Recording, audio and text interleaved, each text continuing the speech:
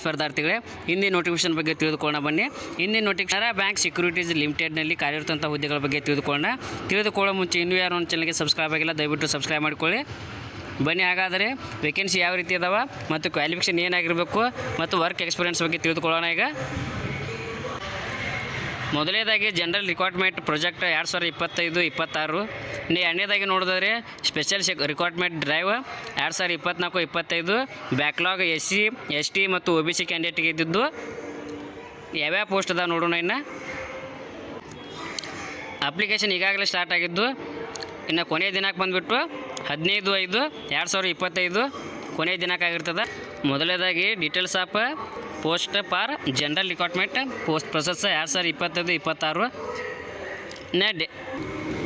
ಮೊದಲೇ post deputy ಮ್ಯಾನೇಜರ CA ಅಥವಾ IWA ಅಥವಾ MBA ಫೈನಾನ್ಸ್ 1 ವೇಕೆನ್ಸಿ ಕಾಲಿದ್ದು. ಲೊಕೇಶನ್ ಮುಂಬೈಯಲ್ಲಿ ಕಾಲಿರ್ತದೆ. ಮತ್ತು ಏಜ್ ಲಿಮಿಟ್ ಬಂದುಬಿಟ್ಟು 22ರಿಂದ 30 ವರ್ಷದ ಒಳಗಿನ ಅಭ್ಯರ್ಥಿ ಈ ಹುದ್ದೆಗೆ ಅಪ್ಲಿಕೇಶನನ್ನು ಹಾಕಬಹುದು. ಇದು ಯುವ ಕ್ಯಾಂಡಿಡೇಟ್ಗೆ ಮಾತ್ರ ಅಪ್ಲಿಕೇಶನ್ ಹಾಕಲು ಅವಕಾಶ ಇರ್ತದೆ. ಇನ್ನು ಎರಡನೇದಾಗಿ ನೋಡೋದಾದರೆ deputy manager company secretary 1 vacancy ಖಾಲಿ ಇದ್ದು. ಇದು ಮುಂಬೈನಲ್ಲಿ ಖಾಲಿ ಇರ್ತದೆ. ಇದು ಏಜ್ ಲಿಮಿಟ್ ಕೂಡ 22ರಿಂದ 30 ವರ್ಷದ ಒಳಗಿನ ಅಭ್ಯರ್ಥಿ ಈ ಹುದ್ದೆಗೆ ಅಪ್ಲಿಕೇಶನನ್ನು ಹಾಕ್ಬೋದು. ಇನ್ನು ಮೂರನೇದಾಗಿ ನೋಡೋದಾದರೆ ಡೆಪ್ಯೂಟಿ ಮ್ಯಾನೇಜರ್ IT 1 ವೇಕೆನ್ಸಿ ಖಾಲಿ ಇದ್ದು. ಇದು ಕೂಡ ಮುಂಬೈನಲ್ಲಿ ಲೊಕೇಟ್ ಆಗಿರ್ತದೆ. ಇನ್ನು ಏಜ್ ಲಿಮಿಟ್ ಬಂದುಬಿಟ್ಟು 22 ವರ್ಷದಿಂದ 30 ವರ್ಷದ ಒಳಗಿನ ಅಭ್ಯರ್ಥಿ ಈ ಹುದ್ದೆಗೆ ಅಪ್ಲಿಕೇಶನನ್ನು ಹಾಕಬಹುದಾಗಿದೆ. ಇನ್ನು ನಾಲ್ಕನೇದಾಗಿ ನೋಡೋದಾದರೆ ಅಸಿಸ್ಟೆಂಟ್ ಮ್ಯಾನೇಜರ 3 ವೇಕೆನ್ಸಿ ಖಾಲಿ ಇದ್ದು. ಇದು IT ಕಂಪ್ಲೀಷನ್ ಸರ್ವೈಲೆನ್ಸನ್ನು 22ರಿಂದ 30 ವರ್ಷದ ಒಳಗಿನ ಅಭ್ಯರ್ಥಿ ಹುದ್ದೆಗೆ ಅಪ್ಲಿಕೇಶನ್ ಹಾಕ್ಬೋದು. 3 ವೇಕೆನ್ಸಿ ಖಾಲಿ ಇದ್ದಾವೆ. ಇನ್ನು ಐದನೇದಾಗಿ ನೋಡೋದಾದರೆ junior office on contract 2 vacancy ಖಾಲಿ ಇದ್ದು. ಇದು ಮುಂಬೈನಲ್ಲಿ ಖಾಲಿ ಇರ್ತದೆ. ಇನ್ನು ಏಜ್ ಲಿಮಿಟ್ ಬಂದುಬಿಟ್ಟು 22 ವರ್ಷದಿಂದ 30 ವರ್ಷದ ಒಳಗಿನ ಅಭ್ಯರ್ಥಿ ಈ ಹುದ್ದೆಗೆ ಅಪ್ಲಿಕೇಶನನ್ನು ಹಾಕ್ಬೋದು. ವೇಕೆನ್ಸಿ 2 ವೇಕೆನ್ಸಿ ಖಾಲಿ ಇದ್ದಾವೆ. ಇನ್ನು ಎಲಿಜಿಬಲ್ ಕ್ರೈಟೀರಿಯಾ ಅಂತ and others details. Deputy manager finance qualification ಏನಾಗಿರ್ಬೇಕಂದ್ರೆ ಚಾರ್ಟೆಡ್ ಅಕೌಂಟೆಂಟ್ ಆಗಿರಬೇಕು.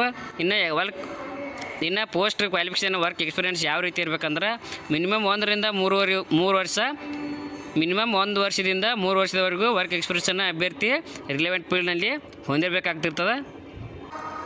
ಇನ್ನು ಎರಡನೇದಾಗಿ ನೋಡಿದ್ರೆ ಡೆಪ್ಯೂಟಿ ಮ್ಯಾನೇಜರ್ ಕಂಪ್ನಿ ಸೆಕ್ರೆಟ್ರಿ. ಇದು ಕ್ವಾಲಿಫಿಕೇಷನ್ನ ಮಿನಿಮಮ್ 50% ಅಥವಾ equivalent grade in graduation in any stream from recognised university and qualified company ಸೆಕ್ರೆಟ್ರಿಯಲ್ಲಿ LLB ಅಥವಾ LLM ಅಲ್ಲಿ ಡಿಗ್ರಿ ಮುಗಿಸಿರ್ಬೇಕು ಅಭ್ಯರ್ಥಿ. ಇನ್ನು ವರ್ಕ್ ಎಕ್ಸ್ಪೀರಿಯನ್ಸ ಮಿನಿಮಮ್ 2 ವರ್ಷ ವರ್ಕ್ ಎಕ್ಸ್ಪೀರಿಯನ್ಸನ್ನು ಪಬ್ಲಿಕ್ ಅಥವಾ ಪ್ರೈವೇಟ್ ಆರ್ಗನೈಸೇಷನಲ್ಲಿ ಕಂಪ್ನಿ ಸೆಕ್ರೆಟರಿಯಾಗಿ ವರ್ಕ್ ಎಕ್ಸ್ಪೀರಿಯನ್ಸನ್ನು ಹೊಂದಿರಬೇಕಾಗಿರ್ತದೆ. ಇನ್ನು ಮೂರನೇದಾಗಿ ನೋಡೋದಾದರೆ ಅಸಿಸ್ಟೆಂಟ್ ಮ್ಯಾನೇಜರ ಸಿಸ್ಟಮ್ ಅಡ್ಮಿನಿಸ್ಟ್ರೇಟರ್ ಅಥವಾ DBA ಪೋಸ್ಟ ಮಿನಿಮಮ್ 50 ಮಾರ್ಕ್ಸ್ ತೊಗೊಂಡು ಅಥವಾ ಈಕ್ವಲೆಂಟ್ ಗ್ರೇಡಿನ 4 ಇಯರ್ಸ್ BE ಅಥವಾ BTech ಅಲ್ಲಿ ಡಿಗ್ರಿ ಮುಗಿಸಿದ ಕಂಪ್ಯೂಟರ್ ಸೈನ್ಸ್ ಅಥವಾ ಇನ್ಫಾರ್ಮೇಷನ್ ಟೆಕ್ನಾಲಜಿ ಅಥವಾ ಎಲೆಕ್ಟ್ರಾನಿಕ್ಸ್ ಮತ್ತು ಕಮ್ಯುನಿಕೇಷನ್ ಆ್ಯಂಡ್ ಇಂಜಿನಿಯರಿಂಗ್ ಇತ್ಯಾದಿ ಕೋರ್ಸನ್ನು ಅಭ್ಯರ್ಥಿ ಇತ್ಯಾದಿಗಳಲ್ಲಿ ಯಾವುದಾದ್ರೂ ಕೋರ್ಸನ್ನು ಅಭ್ಯರ್ಥಿ 50% ತೊಗೊಂಡು ಪಾಸಾಗಿದ್ದರೆ ಈ ಹುದ್ದೆಗೆ ಅಪ್ಲಿಕೇಶನ್ ಹಾಕ್ಬೋದು. ಇನ್ನು ವರ್ಕ್ ಎಕ್ಸ್ಪೀರಿಯನ್ಸ್ ನೋಡೋದಾದರೆ ಮಿನಿಮಮ್ 1.5 ವರ್ಷದಿಂದ 3 ವರ್ಷ ವರ್ಕ್ ಎಕ್ಸ್ಪೀರಿಯನ್ಸನ್ನು ಅಭ್ಯರ್ಥಿ ಪಬ್ಲಿಕ್ ಅಥವಾ ಪ್ರೈವೇಟ್ ಆರ್ಗನೈಸೇಷನಲ್ಲಿ ರಿಲೆವೆಂಟ್ ಫೀಲ್ಡ್ನಲ್ಲಿ ಅಭ್ಯರ್ಥಿ ವರ್ಕ್ ಎಕ್ಸ್ಪೀರಿಯನ್ಸ್ ಹೊಂದಿರಬೇಕಾಗಿರ್ತದೆ.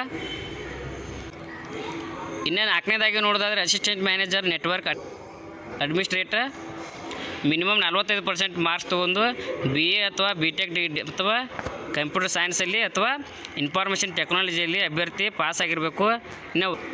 ಇನ್ನು ವರ್ಕ್ ಎಕ್ಸ್ಪೀರಿಯನ್ಸ್ಗೆ ಹೇಳೋದಾದರೆ ಮಿನಿಮಮ್ 1.5 ವರ್ಷದಿಂದ 3 ವರ್ಷ ವರ್ಕ್ ಎಕ್ಸ್ಪೀರಿಯನ್ಸನ್ನು ಅಭ್ಯರ್ಥಿ ಹೊಂದಿರಬೇಕಾಗಿರ್ತದೆ.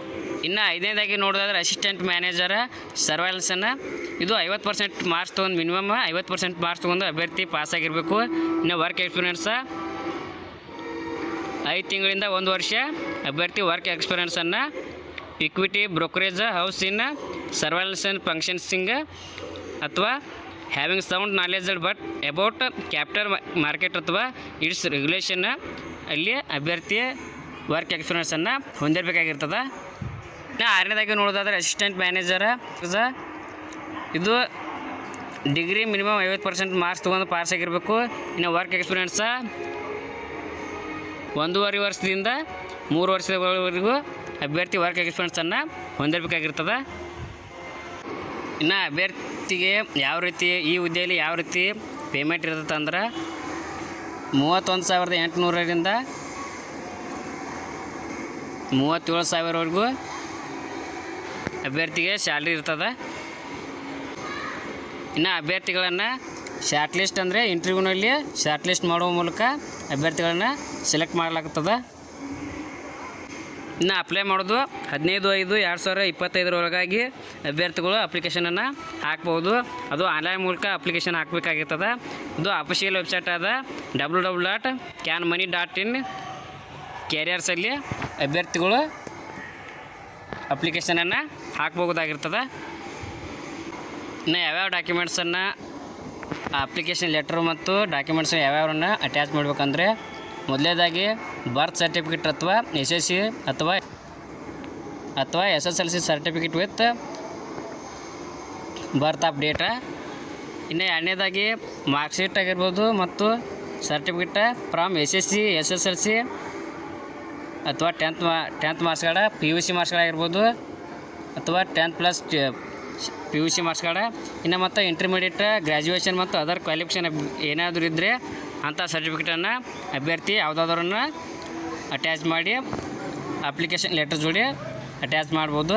ಇನ್ನು ಮೂರನೇದಾಗಿ ನೋಡೋದಾದರೆ ಕಾಪೀಸ್ ಎಕ್ಸ್ಪೀರಿಯೆನ್ಸ್ ಸರ್ಟಿಫಿಕೇಟ, ಎಕ್ಸ್ಪೀರಿಯೆನ್ಸನ್ನು ಹೊಂದಿದ ಸರ್ಟಿಫಿಕೇಟನ್ನು ಅಭ್ಯರ್ಥಿ ಅಟ್ಯಾಚ್ ಮಾಡಬೇಕು.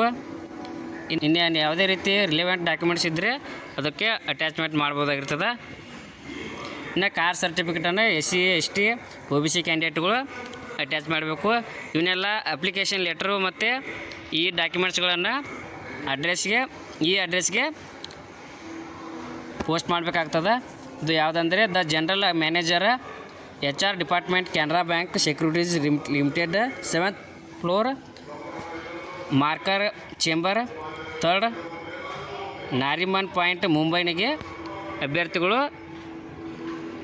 ಪೋಸ್ಟ್ ಮಾಡಬೇಕಾಗ್ತದೆ. Thank you. ಇನ್ನೂ ಯಾರು ನನ್ನ ಚಾನಲ್ಗೆ ಸಬ್ಸ್ಕ್ರೈಬ್ ಆಗಿಲ್ಲ ದಯವಿಟ್ಟು ಸಬ್ಸ್ಕ್ರೈಬ್ ಮಾಡಿಕೊಳ್ಳಿ. ಮುಂದೆ ಯಾವುದೇ ಜಾಬ್ ಬಗ್ಗೆ ನಾನು ತಿಳಿಸಿದಾಗ ನಿಮಗೆ ನೋಟಿಫಿಕೇಷನ್ ಮೂಲಕ ತಿಳಿದು ಬರುತ್ತದೆ.